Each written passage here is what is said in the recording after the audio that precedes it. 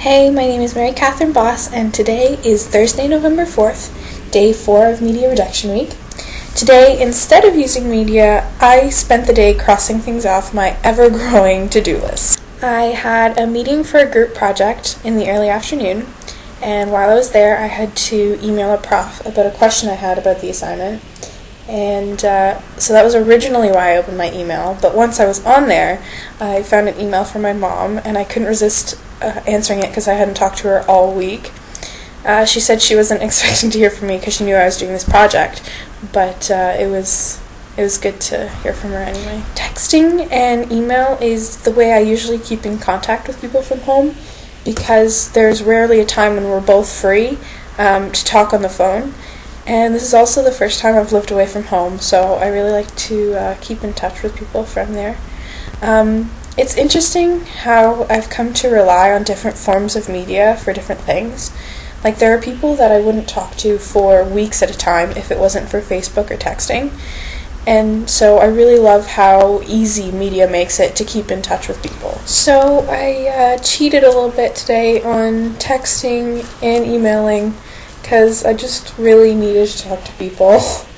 I'm starting to feel pretty disconnected, which it's kind of frustrating. It doesn't really feel all that nice. I just want to know what's going on, know how people are, kind of a thing. Anyway, the rest of my afternoon was spent cleaning and tidying my room and grocery shopping. And while I was at the grocery store, I was checking out, and I usually read the magazines that are sitting there, which of course is exactly what the magazine companies want you to do, but their tactic seldom works on me, because I usually just read the headlines or skim an article or two, but I don't think I've ever bought one. Tabloid magazines don't really interest me that much. And if I did find an article that I wanted, I could probably just find it online for free anyway. So I don't really read them. But in light of Media Reduction Week, instead of reading the headlines in the checkout, I stuck it to those magazine companies and averted my eyes.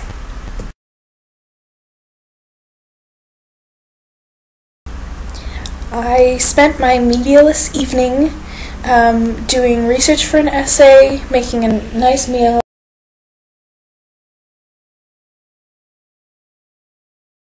and studying for an upcoming test.